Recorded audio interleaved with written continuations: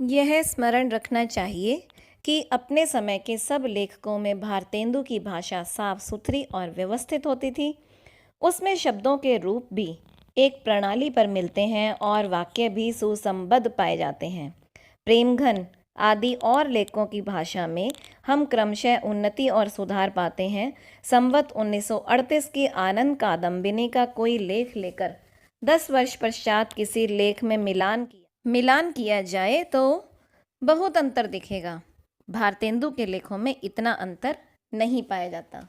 ये भारतेंदु जी के लिए प्रशंसनीय वचन लिखे हैं आचार्य रामचंद्र शुक्ल जी ने अपने हिंदी साहित्य के इतिहास में। मैंने आपको पिछली बार भी बताया था, इस बार भारतेंदु जी का परिचय मैं शुक्ल जी के इतिहास के आधार पर ही बता रही हूँ। तो उसमें से जो महत्वपूर्ण बातें हैं उन्हें मैंने अलग निकाल के रखा है, जिनमें उनके 8 मौलिक नाटक, उसके बारे में हम चर्चा करते हैं। पिछले वीडियो में मैंने आपको बताया था कि उनके कुल 17 नाटक हैं, जिनमें से 8 मौलिक और 9 अनुदित हैं। तो पहले मौलिक नाटकों की बात करते हैं। आप यहाँ पर देख ही रहे हैं। पहला वैदिकी हिंसा हिंसा न भवति 1873 ईस्वी। ये प्रहसन है, सामाजिक धार्मिक विसंगति पर एक व्यंग्य के रूप में लिखा गया है।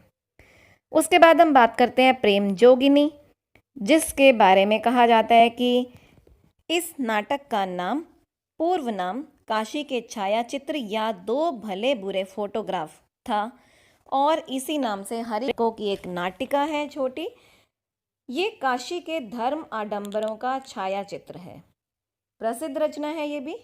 उसके बाद हम नाम लेते हैं विशस्य विष्मोषधम। ये बड़ौदा के गस्सल पर बिठाए जाने की घटना पर आधारित है। 1876 में प्रकाशित है। भाण एक पात्रीय नाटक। क्या है ये? भाण है, जो कि क्या होता है, एक पात्रीय नाटक होता है। उसके बाद 1876 का ही चंद्रावली नाटिका की हम बात करेंगे। ये वैष्णव भक्ति और प्रेम तत्व का चित्रण करती हुई रचना है। अब हम नाम लेते हैं उस नाटक का जो बहुत बहुत बहुत प्रसिद्ध रही है। ये है भारत दुर्दशा। इस पर हम वीडियो बना भी चुके हैं, आपने देखा होगा।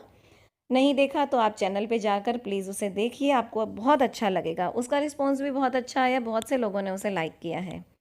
ये 1880 में, इसे हम कह सकते हैं नाट्य या कह सकते हैं रासक या फिर लास्य रूपक।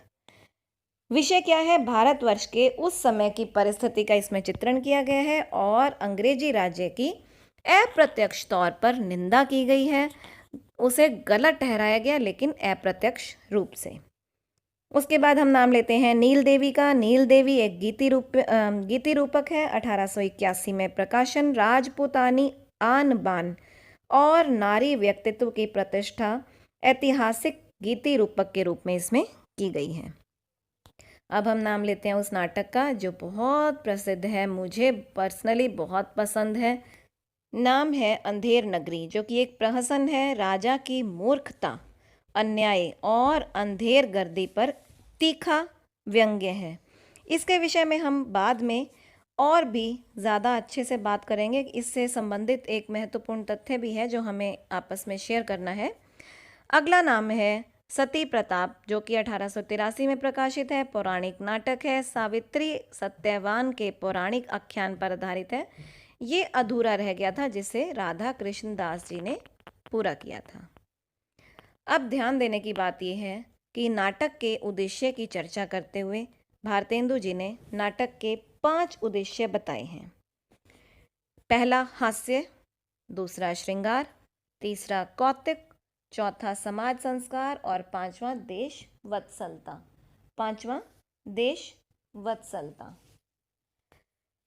देश वत्सलता के उद्देश्य से भारतेंदु जी ने भारत जननी, नील देवी, भारत दुर्दशा और अंधेर नगरी की रचना की, क्योंकि उसमें देश के प्रति प्रेम और अंग्रेजी राज के प्रति अप्रत्यक्ष रूप से निंदा की गई है। सती प्रताप भारतेंदु जी का एक अधूरा नाटक है। इसे पूरा किया था, अभी मैंने आपको ऊपर बताया ही है, राधा कृष्ण दास जी ने। एक और बात महत्वपूर्ण है कि ब्रजरत्न दास जी ने भारतेंदु हरिश्चंद्र एक पुस्तक लिखी, जिसमें भारतेंदु हरिश्चंद्र जी के बारे में बहुत महत्वपूर्ण तथ्य भी हैं। उसमें उन्होंने लिखा कि बिहार के प्रांत के किसी जमींदार के अन्यायों को लक्ष्य करके उसे सुधारने के लिए और नेशनल थिएटर में अभिनीत किए जाने के लिए अंधेर नगरी की रचना की गई। अब आप कहेंगे नेशनल थिएटर क्या है? ये भी भारतेंदु जी ने ही स्थापित करवाया था। अब नेशनल थिएटर में ये तो आप सब जानते हैं कि अंधेर नगरी की रचना के लिए प्रसिद्ध है कि इसे रात रात में ही पूरा किया गया था, एक रात में ही। अब ये भी क्लियर है कि बिहार के किसी जमींदार के अन्यायों को लक्षित करके और उसे सुधारने के प्रयास के लिए साथ साथ में नेशनल थिएटर में अभिनीत किए जाने के लिए अंधेर नगरी की रचना हुई। एक और बात है, काशीनाथ खत्री जी के नाटक बाल विधवा संताप, इसे भारतेंदु जी के घर पे खेला गया था। नाटक से संबंधित बहुत अगर हम डीपली पढ़ते हैं और बुक्स को पढ़ते हैं, इतने मनोरंजक तथ्य सामने आते हैं कि कई बार बहुत हंसने का मन होता है और कई बार आंखों से आंसू भी निकलने लगते हैं कि इतना प्रेम हिंदी साहित्य के लिए, रचना के लिए और देश को आज़ाद करवाने के लिए, देश के दुख पर लिखने के लिए बहुत मन विवल हो जाता है। खैर आगे बात करते हैं। भारतेंदु जी ने 3 पत्रिकाओं का संपादन किया। अभी हम पिछले वीडियो में बात कर चुके हैं। कवि वचन सुधा 1868 ईस्वी में, और आपको ये भी ध्यान होगा कि 1868 में उन्होंने विद्या सुंदर भी लिखा, जिसे वो अपना दूसरा नाटक मानते हैं। पहला नाटक उन्होंने अपने तीसरा नाटक मानते हैं। पहला नाटक वे नहुष को मानते हैं। दूसरा भारतेंदु जी शकुंतला नाटक को, जो कि लक्ष्मण सिंह जी ने लिखा, और तीसरा विद्या सुंदर को, जो कि उन्होंने खुद लिखा, और चौथा श्रीनिवास दास जी के तप्ता संवरण, जो कि 1883 में प्रकाशित हुआ। ये क्रम है 4 का, बहुत बार पेपर में आता है। तो बात कर रहे थे हम काशीनाथ खत्री जी के नाटक को बाल विधवा संताप को भारतेंदु जी का घर पर खेला गया। उसके बाद हमने बात की है 3 पत्रिकाओं का उन्होंने संपादन किया। 1868 में कवि वचन सुधा, 1873 में हरिश्चंद्र मैगजीन, ये मासिक पत्रिका थी। बाद में 8 अंकों के पश्चात इसका नाम हरिश्चंद्र चंद्रिका रख दिया गया था। पहले वीडियो में हमने ये सब बातें की हैं। बाला बोधिनी 1874 में प्रकाशित, ये महिलाओं से संबंधित थी। इन सब के अलावा भारतेंदु जी ने अकेले कविता वर्धनी सभा, तदीय समाज, पेनी रीडिंग क्लब, इन समाज और क्लब की भी स्थापना की।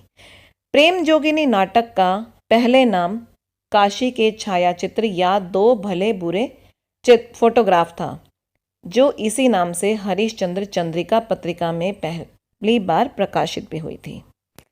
आशा करती हूँ आपको समझ आ रहा है। नहीं आ रहा है तो वीडियो को आप पीछे रिवाइंड करके देख सकते हैं, और फिर भी नहीं समझ आता है तो आप कमेंट कीजिए, मैं आपको इसी को और डिटेल में ज़रूर बताऊंगी। अब हम करते हैं, हाँ, भारतेंदु जी हिंदी के अकेले ऐसे प्रथम नाटककार हैं जिन्होंने अपनी मौलिकता और चिंतन को नाटक, निबंध और अपने नाट्य लेखन में प्रयुक्त नए प्रयोगों द्वारा प्रस्तुत किया है। उन्होंने एक नाटक निबंध भी लिखा, जिसकी हमने अभी आपको इस बारे में बताया कि उन्होंने अपने नए प्रयोगों के बारे में लिखा। हरिश्चंद्र जी ने नाटक निबंध की रचना कब की? 1883 ईस्वी में। ये प्रश्न भी मैंने 2-3 परीक्षाओं में बहुत अच्छे से देखा है, इसे अच्छे से कर लीजिए।